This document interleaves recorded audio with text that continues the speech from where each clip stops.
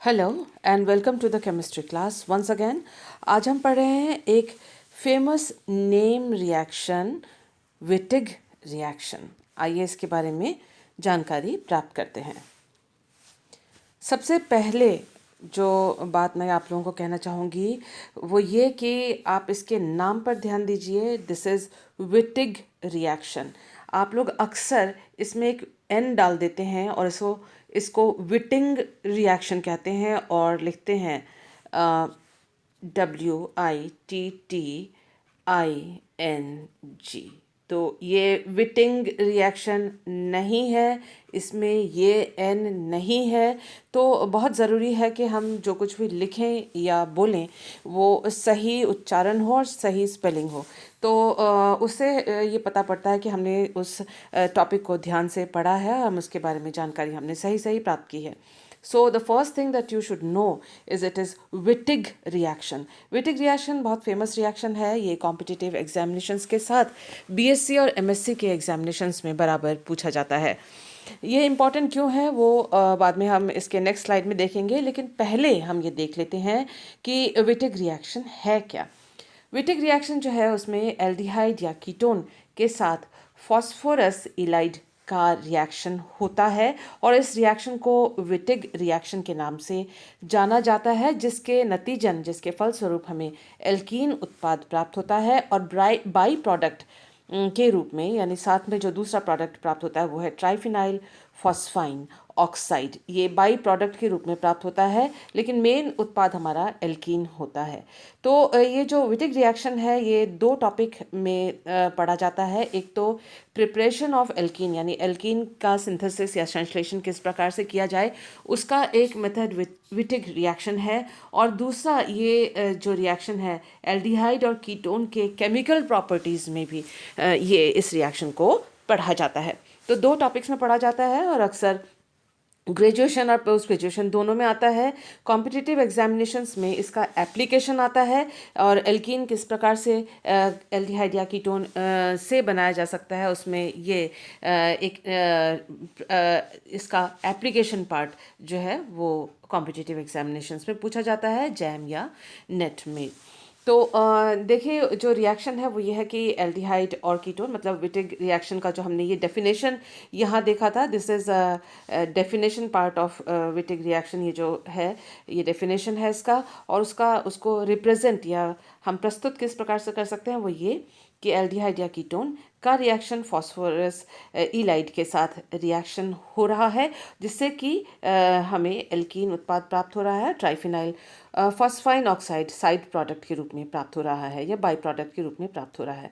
यहाँ एक चीज़ हम देख लेते हैं कि जो एल्कीन है वो ई और जेड आइसोमर दोनों इसके प्राप्त हो सकते हैं। वो इसलिए क्योंकि ये जो फॉस्फोरस और कार्बन के बीच में ये सिंगल बॉन्ड है, यहाँ रोटेशन पॉसिबल है। तो इसलिए जो ये आर डबल प्राइम और आर ट्रिपल प्राइम जो है इनकी पोजीशन जो है चेंज हो सकती है इस बात को लेकर कि कौन सा एल्कीन वो स्थाई है, उस हिसाब से वो एल्कीन ज़्यादा मात्रा में प्राप्त होता है। हमें ये मालूम है कि जो ई आइसोमर है, एंटीजन आइसोमर या ट्रांस आइसोमर, वो ज़्यादा स्टेबल होता है, इसीलिए अधिकतर ई आइसोमर जो है वो अधिक मात्रा में प्राप्त होता है। ये जो हिस्सा है कि ई आइसोमर, ये जो जानकारी है कि ई आइसोमर ज़्यादा मात्रा में एल्कीन का प्राप्त होता है, ये आप नोट्स बनाते वक्त इसके स्टीरियोकेमिस्ट्री में इस जानकारी को शामिल कर सकते हैं।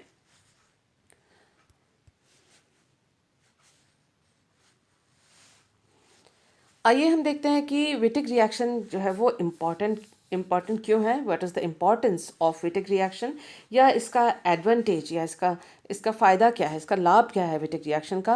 क्योंकि विटिग रिएक्शन से जो है हम एल्कीन प्राप्त करते हैं, तो एल्कीन तो कई दूसरे रिएक्शंस के द्वारा भी प्राप्त किया जा सकता है, जैसे E1 या E2 रिएक्शन के द्वारा, यानी विलोपन अभिक्रियाओं के द्वारा, एलिमिनेशन रिएक्शन के द्वारा एल्कीन्स को प्राप्त किया जा सकता है। तो फिर ऐसी क्या खास बात है विटिग रिएक्शन में जो ये इम्पॉर्टेंट है और इसको पूछा जाता है और एग्जामिनेशन के नज़रिए से भी ये इम्पॉर्टेंट है। देखिए सबसे बड़ा जो एडवांटेज है, great advantage of Wittig reaction over other methods of alkene synthesis is that the position of the double bond in alkene is fixed in Wittig reaction. तो सबसे बड़ी जो बात है कि विटिग रिएक्शन के द्वारा जो हमें एल्कीन प्राप्त होगा, उस एल्कीन में डबल बॉन्ड की जो पोजीशन है, उसकी जो स्थिति है वो फिक्स्ड होती है। वो हम पहले से ही हमें अंदाज़ा होता है कि डबल बॉन्ड की पोजीशन ये होगी, जिससे कि जिस भी एल्कीन को हम प्राप्त करना चाहते हैं वही एल्कीन हमें प्राप्त होगा। इसके साथ ही जो दूसरे प्रकार के एल्कीन बन सकते हैं दूसरे अभिक्रियाओं में, वो विटिग रिएक्शन में प्राप्त नहीं होते। उसका मतलब ये है कि जो एल्कीन हम प्राप्त करना चाहते हैं उसमें जो डबल बॉन्ड की पोजीशन है वो फिक्स्ड होती है विटिग रिएक्शन में, जबकि यदि हम एल्कीन को E1 या E2 यानी विलोपन अभिक्रियाओं के द्वारा अगर हम प्राप्त करते हैं, तो ऐसी स्थिति में अगर बीटा हाइड्रोजन उपस्थित है तो वो बीटा हाइड्रोजन कई प्रकार से से खोया जा सकता है या एलिमिनेट हो सकता है, विलोपित हो सकता है, और डबल बॉन्ड के कई जो पोजीशंस हो सकते हैं। तो हमें जो एल्कीन E1 या E2 के द्वारा प्राप्त होते हैं वो एल्कीन का मिश्रण होता है जिसमें डबल बॉन्ड की पोजीशन फिक्स नहीं होती। तो ऐसी स्थिति में जो इच्छित एल्कीन है जिसको हम चाहते हैं कि वही बने, वो अधिक मात्रा में नहीं बनता, जबकि विटिग रिएक्शन में जो एल्कीन हम चाहते हैं उसकी पोजीशन डबल बॉन्ड की उसकी फिक्स होती है, और जो एल्कीन हम चाहते हैं वही प्राप्त होता है। सिर्फ उसका आइसोमर E या Z हो सकता है, इसके अलावा और कोई परिवर्तन नहीं होता। In alkenes produced by E1 or E2, the position of double bonds are not fixed, and a variety of alkenes are produced with different positions of double bonds. It is based on the availability of beta hydrogen. यानी जब जो alkene E1 या E2 से प्राप्त होता है उसमें double bond की पोजीशन कई तरह से कई प्रकार की हो सकती है। वो निर्भर करता है कि किस दिशा में बीटा हाइड्रोजन उपस्थित है, और एक मिश्रण मिलता है कई एल्कीन्स का, जो कि विटिग रिएक्शन में मिश्रण एल्कीन्स का प्राप्त नहीं होता, केवल इच्छित एल्कीन ही प्राप्त कर सकते हैं। तो ये बहुत बड़ा एडवांटेज है विटिग रिएक्शन का, जिसकी वजह से ये बहुत इंपॉर्टेंट है एल्कीन को प्राप्त करने के लिए, एल्कीन को बनाने के लिए, या एल्कीन का संश्लेषण या सिंथेसिस करने के लिए।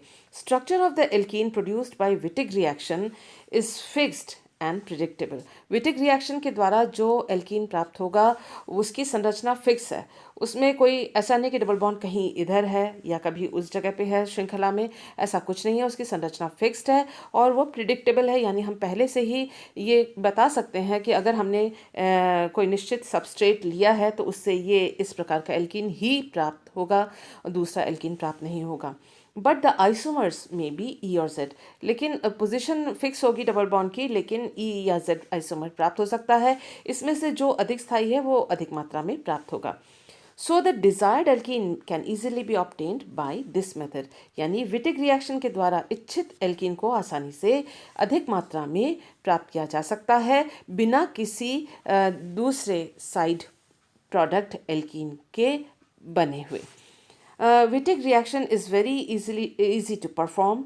एक और जो एडवांटेज या इसका जो फ़ायदा है वो ये है कि विटिग रिएक्शन को बड़ी आसानी से किया जा सकता है, परफॉर्म किया जा सकता है। Most of the steps are carried out in the same container. एक ही कंटेनर, एक ही वेसल में, एक ही पात्र में इस पूरे रिएक्शन को किया जा सकता है, और entire synthesis is complete in some hours. तो कुछ ही घंटों में पूरी रिएक्शन जो है, विटिग रिएक्शन की जो कंप्लीट प्रोसेस है वो ख़त्म हो जाती है और इच्छित एल्कीन को हम प्राप्त कर सकते हैं। तो इससे पहले कि हम विटिग रिएक्शन को पढ़ें, ये जानना ज़रूरी है कि फॉस्फोरस इलाइड किस प्रकार से प्राप्त होता है। फॉस्फोरस इलाइड का एल्डिहाइड या कीटोन के साथ अभिक्रिया करने पर ही एल्कीन प्राप्त होता है। यही विटिग रिएक्शन है, और ये डेफिनेशन हमने पहले स्लाइड में देख लिया था। तो देखते हैं कि फॉस्फोरस इलाइड किस प्रकार से प्राप्त होता है, किस प्रकार से बनता है। Phosphorus ylide are easily prepared from triphenyl phosphine. Triphenyl phosphine के साथ फॉस्फोरस इलाइड आसानी से प्राप्त किया जा सकता है, और साथ ही ट्राइफिनाइल फॉस्फाइन का रिएक्शन प्राइमरी और सेकेंडरी एल्काइल हैलाइड के साथ किया जाता है। तो किस प्रकार से ये रिएक्शन होता है देखते हैं। अच्छा, प्राइमरी और सेकेंडरी हैलाइड इसलिए लिया जाता है कि इन दोनों में कार्बन के साथ एक हाइड्रोजन ज़रूर होता है, और मतलब फॉस्फोरस इलाइड तभी बन सकता है जब कार्बन के साथ कम से कम एक हाइड्रोजन एल्काइल हैलाइड में जुड़ा हुआ हो। यही कारण है कि जो फॉस्फोरस इलाइड है उसको बनाने के लिए प्राइमरी या सेकेंडरी एल्काइल हैलाइड को लिया जाता है। देखिए, जो फर्स्ट रिएक्शन है फॉस्फोरस इलाइड को बनाने का, वो है SN2 रिएक्शन। तो substitution, nucleophilic substitution bimolecular, यानी bimolecular nucleophilic substitution reaction, द्विअणुक नाभिक स्नेही प्रतिस्थापन अभिक्रिया SN2 मैकेनिज्म क्रियाविधि के द्वारा फॉस्फोरस इलाइड का बनने का पहला स्टेप या पहला रिएक्शन होता है।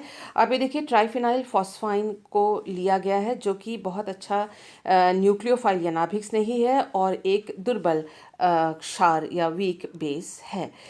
इसका रिएक्शन जो है एल्काइल हैलाइड पर हुआ, वो एल्काइल हैलाइड प्राइमरी या सेकेंडरी हो सकता है, और ज़रूरी है कि कार्बन के ऊपर एक हाइड्रोजन हो। तो एक हाइड्रोजन तभी हो सकता है जब ये प्राइमरी और या सेकेंडरी एल्काइल हैलाइड हो। टर्शरी एल्काइल हैलाइड में हाइड्रोजन नहीं होगा। यही कारण है कि टर्शरी एल्काइल हैलाइड को फॉस्फोरस इलाइड बनाने के लिए उपयोग में नहीं लिया जा सकता। तो आप ये देखिए कि फॉस्फोरस अपने लोन पेयर के द्वारा इस कार्बन पर आक्रमण कर रहा है जिस कार्बन पर कि हैलोजन जुड़ा हुआ है। हैलोजन क्योंकि इलेक्ट्रोनेगेटिव है, इसलिए जो कार्बन हैलोजन बंध के इलेक्ट्रॉन्स को वो अपनी ओर आकर्षित करता है, क्योंकि ये इलेक्ट्रोनेगेटिव या विद्युत ऋणी है। तो ये कार्बन जो है वो इलेक्ट्रॉन न्यून कार्बन है, और इसी वजह से ये जो ट्राइफिनाइल फॉस्फाइन का जो फॉस्फोरस है अपने इलेक्ट्रॉन्स के साथ इस कार्बन पर नाभिक स्नेही या न्यूक्लियोफिलिक अटैक करता है, और ये मैकेनिज्म है SN2, जिसके द्वारा alkyl triphenyl phosphonium halide salt जो है वो प्राप्त होता है पहले रिएक्शन के आखिर में। तो आइए देखते हैं कि नेक्स्ट स्टेप में क्या होता है। देखिए, सेकंड रिएक्शन जो है वो एक एसिड बेस रिएक्शन है, और अम्ल क्षार अभिक्रिया है सेकंड रिएक्शन। ये पहली बात है जो आप नोट कीजिएगा। In this step a strong base, for example sodium amide या सोडियम हाइड्राइड और ऑर्गेनोलिथियम कंपाउंड, ये जो क्षार हैं ये प्रबल क्षार जैसे कि सोडामाइड या सोडियम हाइड्राइड या ऑर्गेनोलिथियम कार्बोलिथियम यौगिक, ये इनका इस्तेमाल किया जाता है क्योंकि ये स्ट्रॉन्ग बेस या प्रबल क्षार हैं, और इनके द्वारा अल्फा हाइड्रोजन को निष्कासित या निकाल लिया जाता है, जिससे कि फॉस्फोनियम लाइड का निर्माण होता है। तो आप ये देखिए कि जो अल्फा हाइड्रोजन जो सबसे पहले एल्काइल हैलाइड के कार्बन पर जो प्राइमरी या सेकेंडरी कार्बन था उससे उसमें ये था, और वो फॉस्फोनियम सॉल्ट में भी मौजूद है, उपस्थित है। तो इस फॉस्फोनियम सॉल्ट का रिएक्शन इनमें से किसी एक बेस के साथ होता है, और ये जो बेस है इस हाइड्रोजन के साथ इसको निष्कासित कर लेता है, और इस तरह से बाहर हाइड्रोजन निकल जाता है। और इस कार्बन हाइड्रोजन बंध के इलेक्ट्रॉन आप देख रहे हैं वो कार्बन के ऊपर आ गए, जिसकी वजह से कार्बन पर माइनस चार्ज आ गया। तो ये बना हमारा फॉस्फोरस लाइड 2 अभिक्रियाओं के बाद। In lights, opposite charges are placed on two adjacent atoms in one of the resonating forms. तो इलाइड हम इसे क्यों कहते हैं?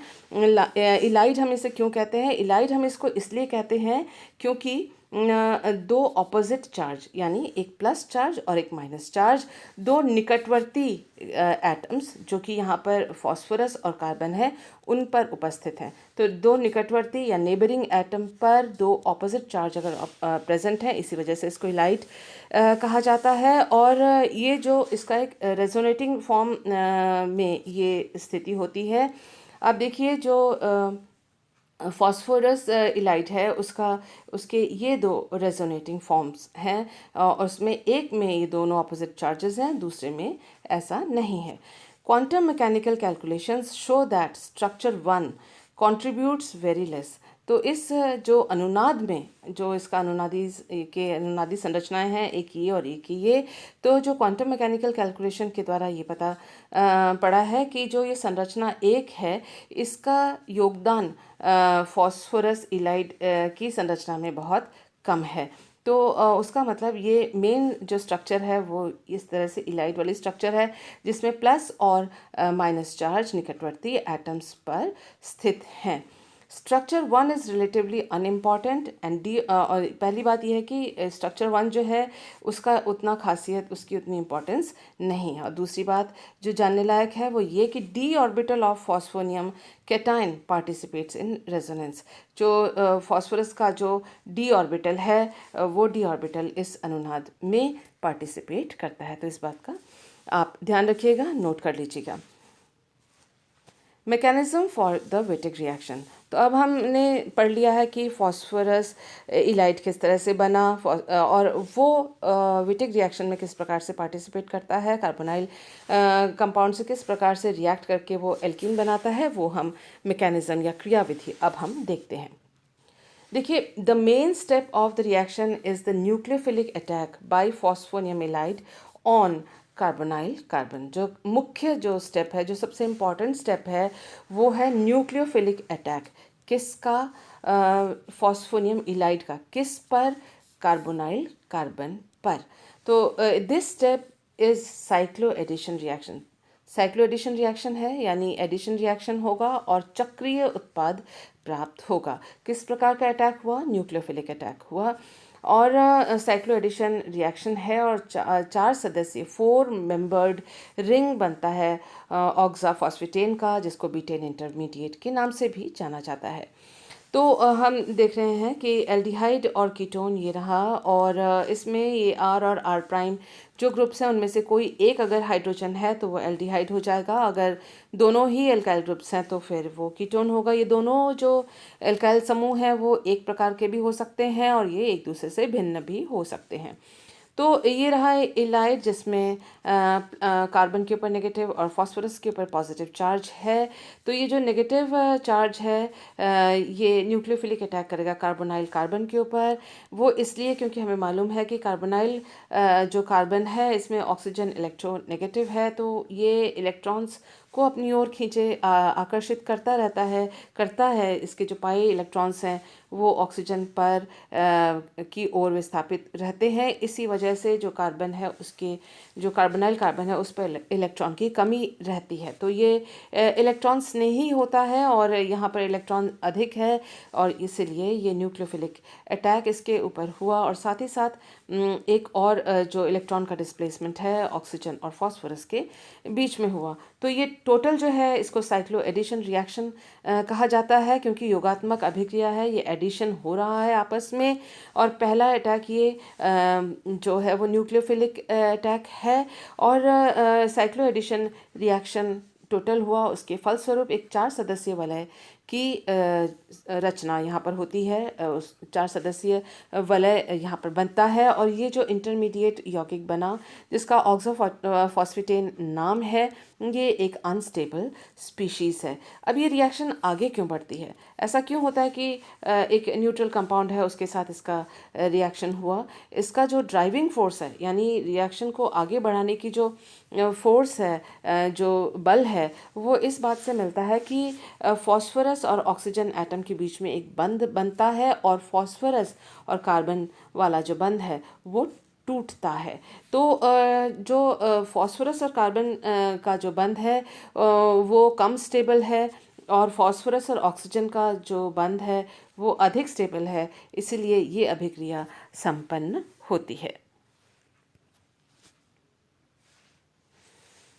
तो आइए देखते हैं इसके बाद क्या होता है। In the second step oxaphosphetane decomposes to form alkene product and triphenyl phosphine oxide. तो दूसरे स्टेप में जो ऑक्साफॉस्फेटेन पहले स्टेप में हमें प्राप्त हुआ था उसका डिकम्पोजिशन होता है। इलेक्ट्रॉन्स का शिफ्ट इस तरह से हो रहा है जैसा कि यहाँ दिखाया गया है। देखिए जो कार्बन और फॉस्फोरस का बॉन्ड है वो टूट रहा है, उस बंध के इलेक्ट्रॉन्स कार्बन और कार्बन के बीच में शिफ्ट हो रहे हैं। यहाँ एक बंध पहले से ही था, एक और बंध के इलेक्ट्रॉन्स गए तो डबल बॉन्ड बन गया और ये बॉन्ड टूट गया। इसके साथ ही जो कार्बन ऑक्सीजन बॉन्ड है उसके इलेक्ट्रॉन्स ऑक्सीजन और फॉस्फोरस के बीच में शिफ्ट हो गए और ये बॉन्ड टूट गया। तो दो नए बॉन्ड एक ये और एक ये, दो नए बॉन्ड बने और ये दोनों बॉन्ड, दो पुराने बॉन्ड टूटे। और इस तरह से इस डिकम्पोजिशन अपघटन के द्वारा हमें एल्कीन प्राप्त हुआ, क्योंकि ये जो बॉन्ड है वो टूट गया और ये बॉन्ड टूट गया, तो ये वाला हिस्सा जो ये वाला हिस्सा है उसने दिया एल्कीन, और जो ये हिस्सा है जिसमें ऑक्सीजन और फास्फोरस के बीच में डबल बॉन्ड बना उसने दिया ट्राइफिनाइल फॉस्फाइन ऑक्साइड। तो इस प्रकार से हमें सेकेंड स्टेप के बाद एल्कीन प्राप्त होता है। एल्कीन के दो आइसोमर्स प्राप्त होते हैं, क्योंकि जब इससे पहले मैं आपको बता देती हूँ, इससे पहले जो यहाँ पर जो कार्बन और ये फास्फोरस के बीच में जो बॉन्ड था वो सिंगल बॉन्ड है, और तो इसमें रोटेशन हो सकता है। तो इसका ओरिएंटेशन इस प्रकार से होगा कि स्टेरिक हिंडरेंस कम हो और स्टेबिलिटी ज़्यादा हो इस मध्यवर्ती यौगिक की। तो यहाँ ये जो यौगिक है इसके बनने के पश्चात कार्बन कार्बन बंध में अब रोटेशन नहीं हो सकता। तो इसके बनने से पहले ओरिएंटेशन ट्रांजिशन स्टेट में जब इन दोनों की अभिक्रिया हो रही होती है इस प्रकार से होती है, ताकि ये दोनों समूह इस प्रकार से जुड़ें ताकि इस टोटल जो स्ट्रक्चर है या जो बीच में बनने वाला ट्रांजिशन स्टेट है उसका स्थायित्व ज़्यादा हो, मिनिमम रिपल्शन हो, प्रतिकर्षण कम हो, चाहे वो इलेक्ट्रॉन इलेक्ट्रॉन प्रतिकर्षण है या फिर वो त्रिविम बाधा है। तो यहाँ पर जो सिंगल बॉन्ड के कार्बन और फास्फोरस के जो का सिंगल बॉन्ड है उसमें रोटेशन होकर इनकी जो स्थिति है यहाँ पर फिक्स हो जाती है।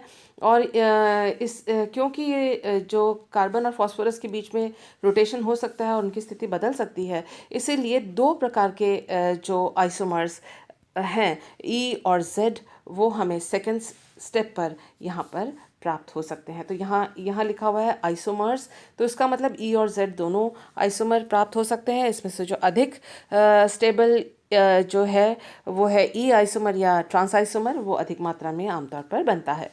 तो ओवरऑल रिएक्शन जो है उसको हम किस प्रकार से लिख सकते हैं वो देख लेते हैं। देखिए, एल्डिहाइड और कीटोन का रिएक्शन प्राइमरी या सेकेंडरी एल्काइल हैलाइड से किया जाता है। किसकी उपस्थिति में? ट्राइफिनाइल फॉस्फाइन की उपस्थिति में और एक क्षार की उपस्थिति में। और वो रिएक्शन जो होती है उसके बाद हमें एल्कीन प्राप्त होता है। ये जो अभिक्रिया है विटिग रिएक्शन के नाम से जाना जाता है। इसके अलावा इसमें साइड प्रोडक्ट मिलता है। तो जो मुख्य उत्पाद है वो एल्कीन है, जिसकी प्राप्ति विटिग रिएक्शन के द्वारा होती है। आप ये देखें, जो एल्डिहाइड और कीटोन में जो कार्बन के साथ जो दो ग्रुप हैं वो इस कार्बन के इधर एक साइड में जुड़े होते हैं। उसी तरह से एल्काइल हैलाइड में जो दोनों एल्काइल ग्रुप हैं हाइड्रोजन और हैलाइड के अलावा जो दूसरे ग्रुप हैं वो दूसरे कार्बन के साथ यहाँ पर जुड़े हुए होते हैं। ये एक जनरल रिप्रेजेंटेशन है, ओवरऑल रिएक्शन है, लेकिन आपको मालूम है कि आपने अभी भी पढ़ा है कि मैकेनिज्म इससे काफ़ी भिन्न है। अब हम देखते हैं इफेक्ट ऑफ सब्स्टिट्यूएंट, यानी जो प्रतिस्थापी है उनका क्या प्रभाव होता है इस अभिक्रिया में विटिग रिएक्शन में। तो Wittig reaction is accelerated means उसकी रिएक्शन का रेट जो है फास्ट हो जाता है यदि by the presence of electron withdrawing substituents in the carbonyl compounds. यानी जो कार्बोनाइल यौगिक है, जो एल्डिहाइड या कीटोन है, उसमें अगर जो इलेक्ट्रॉन आकर्षी समूह कोई जुड़ा हुआ है, तो इलेक्ट्रॉन आकर्षी समूह अगर जुड़ा हुआ होता है तो आप जानते हैं कि ऑक्सीजन इलेक्ट्रॉन को आकर्षित करता है, फिर इलेक्ट्रॉन आकर्षित समूह भी अपनी ओर इलेक्ट्रॉन को आकर्षित करेगा। कुल मिला के कार्बन जो है वो कार्बोनाइल ग्रुप का वो इलेक्ट्रॉन न्यून या इलेक्ट्रॉन डेफिशिएंट हो जाएगा। ऐसी स्थिति में हमने देखा था कि जो फॉस्फोरस इलाइड का न्यूक्लियोफिलिक अटैक होता है वो फास्ट हो जाता है। अगर न्यूक्लियोफिलिक अटैक फास्ट हो जाएगा, मैकेनिज्म हमने पढ़ रखी है, तो जाहिर सी बात है कि ओवरऑल रिएक्शन भी फास्ट हो जाएगा। और उसका मतलब ये है कि विटिग रिएक्शन यदि कार्बोनाइल कंपाउंड में इलेक्ट्रॉन विथड्रॉइंग इलेक्ट्रॉन आकर्षी समूह उपस्थित हैं तो विटिक रिएक्शन जो है वो फास्ट हो जाती है, उसकी गति तीव्र हो जाती है। विटिक रिएजेंट यानी इलाइड को विटिक रिएजेंट कहा जाता है। तो विटिक रिएजेंट या इलाइड आर वेरी रिएक्टिव, वो अनस्टेबल होते हैं। जो इलाइड हैं वो अनस्टेबल होते हैं, अभिक्रियाशील होते हैं, और वो न्यूक्लियोफिलिक रिएजेंट होता है, जैसा कि हमने इसके रिएक्शन मैकेनिज्म में देखा था। यदि electron withdrawing group, electron Aakarshi समूह जैसे कि कार्बोनाइल समूह, एस्टर समूह इत्यादि एल्किलिडीन पोर्शन ऑफ इलाइड में उपस्थित हैं, तो ऐसी स्थिति में जो विटिक रिएजेंट की न्यूक्लियोफिलिसिटी, नाभिक स्नेही जो क्षमता है वो घट जाती है, और रिएक्शन जो है वो स्लो हो जाता है या ख़त्म हो जाता है। मतलब विटिक रिएक्शन, ऐसी भी स्थिति आ सकती है कि विटिक रिएक्शन आगे हो नहीं। कैसी स्थिति में? ऐसी स्थिति में कि जो एल्काइल हैलाइड हमने लिया था, उस एल्काइल हैलाइड में हमने देखा था कि हैलोजन होना ज़रूरी है कार्बन पर, एक हाइड्रोजन होना ज़रूरी है। इसके अलावा उस एल्काइल हैलाइड में 2 समूह थे, और हमने R प्राइम इस तरह से लिखा था। इन R प्राइम में से अगर कोई एक ग्रुप अगर इलेक्ट्रॉन आकर्षी है, कोई एक समूह ऐसा है जो इलेक्ट्रॉन आकर्षी है, ऐसी स्थिति में जो इलाइड बनेगा वो जो है स्थायी हो जाएगा, और जो कार्बन की न्यूक्लियोफिलिसिटी है वो घट जाएगी। और क्योंकि वो न्यूक्लियोफिलिक अटैक करता है अभिक्रिया में, विटिक रिएक्शन में, तो जैसे ही उसकी न्यूक्लियोफिलिसिटी, नाभिक स्नेही जो उसका कैरेक्टर है, उसकी जो प्रकृति है, अगर नाभिक स्नेहिता उसकी ख़त्म हो जाती है तो विटिक अभिक्रिया भी नहीं होगी। तो जैसे कि ये एक एग्जांपल है, देखिए यहाँ पर जो एल्काइल हैलाइड वाला जो कार्बन था, यानी एल्किलिडीन कार्बन था, उस पर एक इलेक्ट्रॉन आकर्षी समूह जुड़ा हुआ है, और दूसरा जो ग्रुप है वो हाइड्रोजन है। तो आप देख सकते हैं कि इस तरह से ये दोनों संरचनाएं हैं जो आपस में रेजोनेटिंग हैं, और ये स्टेबल इलाइड है। और इस तरह का जो इलाइड है, it fails to react with aldehyde और कीटोन। तो ऐसी स्थिति में ये जो स्टेबल इलाइड है वो एल्डिहाइड और कीटोन के साथ अभिक्रिया नहीं कर सकता। तो उसका मतलब ध्यान देने वाली बात ये है कि अगर जो एल्काइल हैलाइड वाला पोर्शन है उसमें जो कार्बन है उसके ऊपर अगर इलेक्ट्रॉन आकर्षी समूह जुड़ा हुआ है, तो जो इलाइड बनेगा वो इतना स्थायी होगा कि वो नाभिक स्नेही आक्रमण एल्डिहाइड या कीटोन पर नहीं करेगा।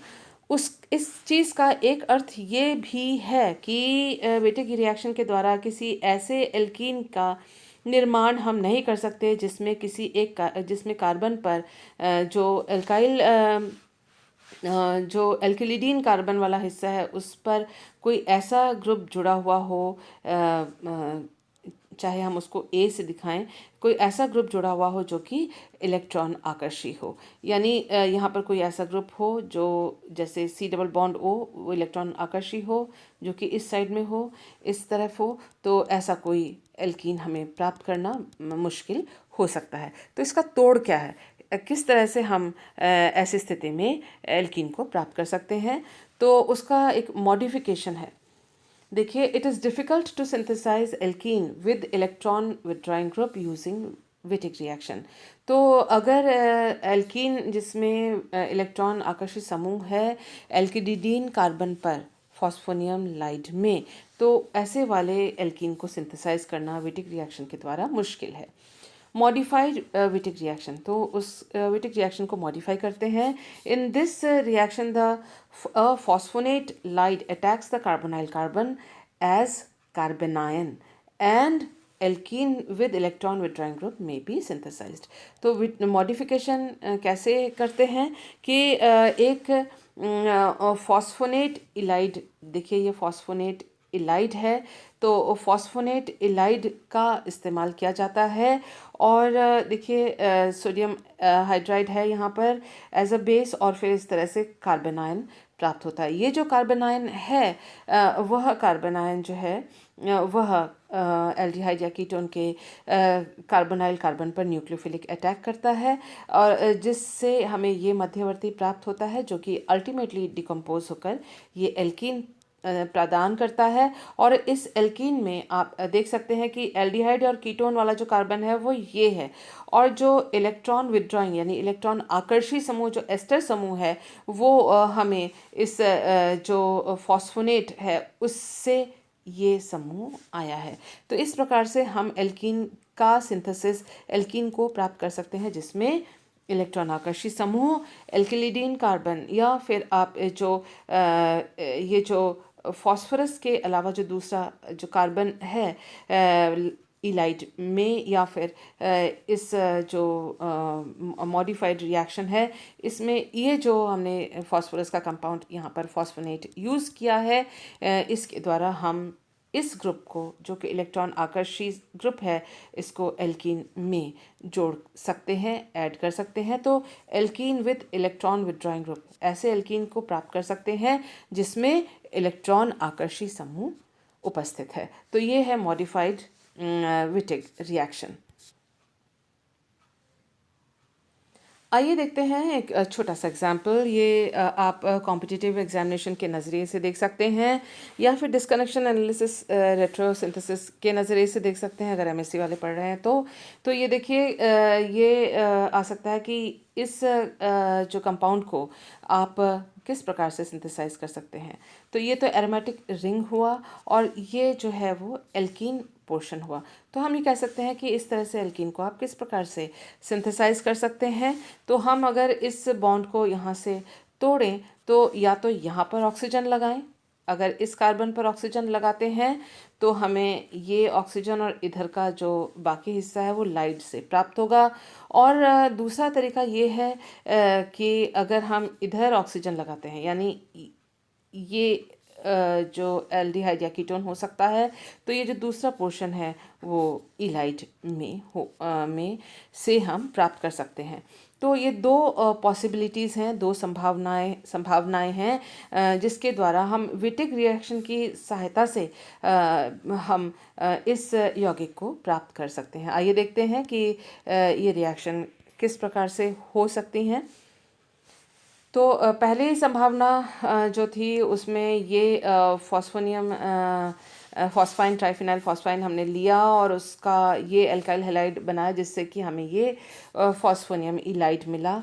और फिर हमने एल्काइल लिथियम कंपाउंड से, ऑर्गेनोलिथियम कंपाउंड की सहायता से यहाँ पर जो CH2 का हाइड्रोजन है वो इसमें से एक हाइड्रोजन हट जाता है और यहाँ पर कार्बन आयन बनता है। और हमने ये जो है पहली संभावना में इसको हमने एसीटोन को हमने कार्बोनाइल समूह के हिसाब से लिया था, के अनुसार लिया था कि यहाँ पर हमने ऑक्सीजन जोड़ा था और ये हिस्सा इलाइड का था। तो ये इलाइड वाला हिस्सा तो यहाँ पर प्राप्त हो गया, और जो ये जो कार्बोनाइल वाला हिस्सा है वो यहाँ पर एसीटोन के रूप में प्राप्त होता है। तो आप देख सकते हैं कि यहाँ पर आप विटिग रिएक्शन लिख सकते हैं, विटिक रिएक्शन लिख सकते हैं यहाँ पर, और विटिक रिएक्शन के द्वारा आपको ये उत्पाद जो है वो प्राप्त हो सकता है। ठीक इसी प्रकार से दूसरी संभावना के अनुसार हमने ये जो हिस्सा था कंपाउंड का उससे हमने इलाइड लिया था, और इस वाले हिस्से को हमने कार्बोनाइल ग्रुप के हिसाब से अगर हमने इस्तेमाल करना है उसके अनुसार, तो इस प्रकार से भी हम जो है दूसरी संभावना के द्वारा विटिक रिएक्शन के द्वारा, दिस इज़ विटिक रिएक्शन तो विटिक रिएक्शन के द्वारा हम इस एल्कीन को प्राप्त कर सकते हैं। यहाँ देखिए ये अल्काइल हैलाइड हमने इस वाले पोर्शन का लिया, यहाँ से जो है हमने फॉस्फोनियम लाइट बनाया, और उसी तरह से ऑर्गेनोलिथियम कंपाउंड के द्वारा ये फॉस्फोनियम लाइट प्राप्त हुआ। और जो दूसरा हिस्सा है उसको कार्बोनाइल कंपाउंड के हिसाब से या एल्डिहाइड या कीटोन के हिसाब से हमने यूज़ किया, यहाँ पर कार्बोनाइल कंपाउंड के हिसाब से इन दोनों के का जुड़े, और ये है विटिक रिएक्शन, और विटिक रिएक्शन के द्वारा हमें ये उत्पाद प्राप्त हुआ। तो दोनों संभावनाओं के द्वारा, दोनों रास्तों के द्वारा, दोनों पाथवे के द्वारा हम ये जो अपना मॉलिक्यूल है इच्छित मॉलिक्यूल उसको प्राप्त कर सकते हैं विटिक रिएक्शन के द्वारा। मुझे उम्मीद है कि इस वीडियो में जो भी मैंने आपको जानकारी दी है उससे विटिक रिएक्शन के संबंध में आपको काफ़ी इन्फॉर्मेशन मिली होगी, क्लियर हुआ होगा मैकेनिज़्म। और न सिर्फ आप जो अपना ग्रेजुएशन का हिस्सा है उसको, बल्कि जो कॉम्पिटिटिव एग्जामिनेशंस हैं उसमें भी जो विटिक रिएक्शन से संबंधित जो क्वेश्चंस आएंगे उनको आप सॉल्व कर पाएंगे। इसके बावजूद भी अगर कोई डाउट हो तो आप मुझे व्हाट्सएप पे कांटेक्ट कर सकते हैं। So, thank you for being with me. Keep on making notes. Happy studying.